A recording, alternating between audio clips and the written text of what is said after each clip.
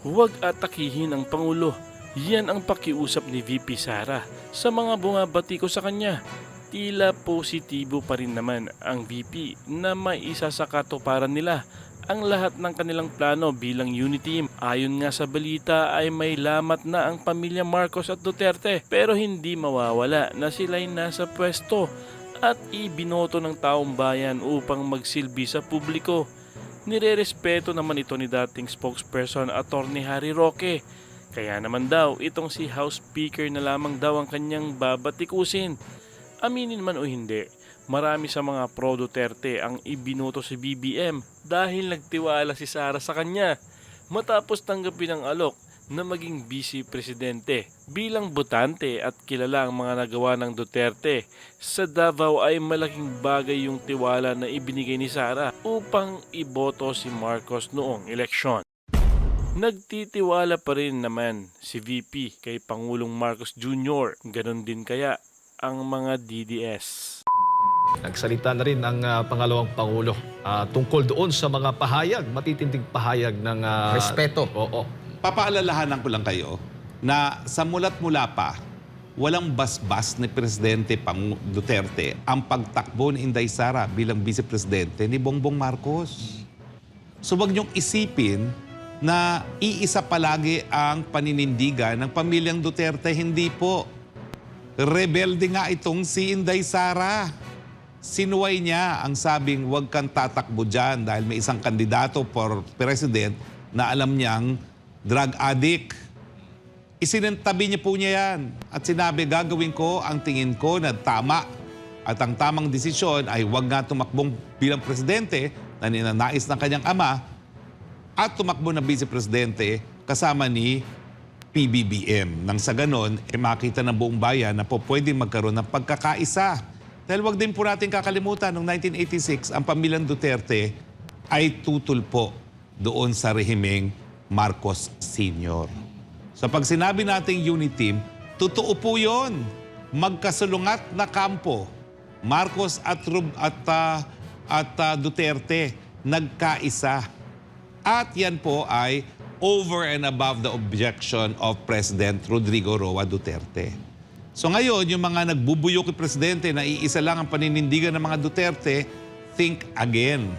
Kung hindi niya sinunod yung gusto ng kanyang mga ama na tumakbo ng Presidente at kung ayaw na ayaw niya talaga si BBM naging running mate pa niya, meron pong sariling pag-iisip ang ating VP. Sa tingin ko, dahilan kung bakit lalong maraming humahanga kay VP Sara dahil ginagawa niya ang tingin niyang tama at hindi lang talaga kung anong nais ng pamilya. So, kapag sinabi ni VP Sara na may karapatan magsalita ang ama niya at ang kanyang kapatid, natural lahat ng Pilipino merong ganyang kalayaang pananalita. Pati po kami sa SMNI meron pero pilit na sinusupil, di naman nagpapasupil. Okay? Pero ang desisyon pa rin ay desisyon ni VP Sara. At ang desisyon niya, manatili pa rin sa unity team, itaguyod pa rin ang kapakanan ng ating mga mag-aaral, ating mga learners sa DepEd. So respetuhin po natin yan. At habang nagtitiwala pa naman si PBBM na kaya pa ni VP Sara ang kanyang katungkulin dyan sa DepEd, mananatili siya bilang miyembro ng official family ng presidente. Pero siyempre, walang po pwedeng bumura ng mandato kay Inday Sara na siya pa rin ang pangalawang pangulo dito sa Pilipinas. Dahil yan ay mandato na binigay mismo ng taong bayan. Nakakagalak nga na maski merong ganitong kontrahan na opinyon sa pamilya ni Inday Sara, nagpapadala pa rin ng mensahe si PBBM at Inday Sara na po pwede pa rin magtulungan kapag trabaho at kapakanan ng mga learners ang pinag-uusapan. Di ba po? Kung political ang pag-uusapan, ako, ballistics na ngayon din si Inday Sara. At nais na niyang talagang sususugan na niya yung mga pula kay PBBM. Pero hindi po At hindi lang po yan Yan talaga ang mandato sa akin mismo. Spokes, wag nating titirahin si PBBM. And we respect that. Kaya hanggang ngayon po, pwede naman tirahin ang speaker dahil dapat naman talagang tirahin sa mga pinagagawa niya. Pero ang presidente po talaga, sinusunod natin ang sinabi ni VP. Huwag nating tirahin at takihin ang presidente Gayon din ang bilin po ni PBBM, ayon sa kanyang matalik na kasama, protect Sara. Dahil alam niya na kung talagang masusunod ang speaker, matagal nang linapa ang Vice President.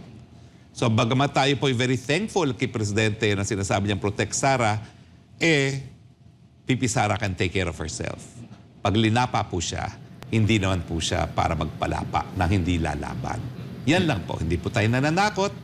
Yan po ay statement of fact lamang. Si VP Sara ngayon ay patuloy at nagiging abala sa kanyang trabaho bilang Pangalawang Pangulo. At the same time ay Education Secretary, hindi nagpapatinag, attorney.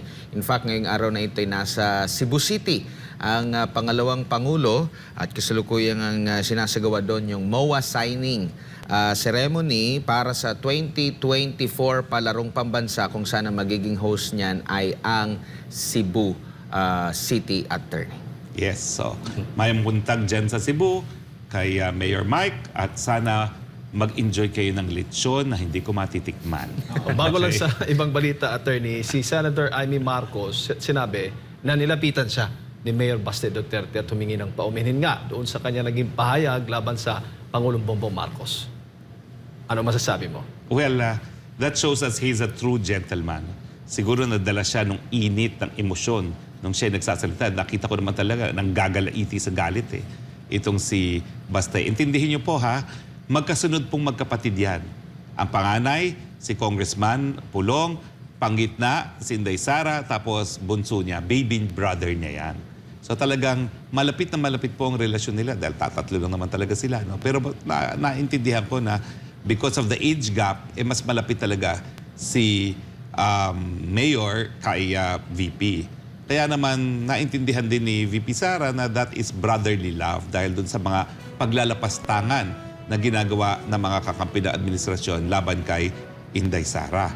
Mabuti nga hindi pa nakita ni Mayor Baste yung snubbing ni FL Lam kay kay Inday Sara. Pag nakita niya siguro yun, kung nakita niya yung snubbing na yan, yung video na yan, lalo pang nanggalaite. No? Pero pag-usapan po natin maya-maya ba.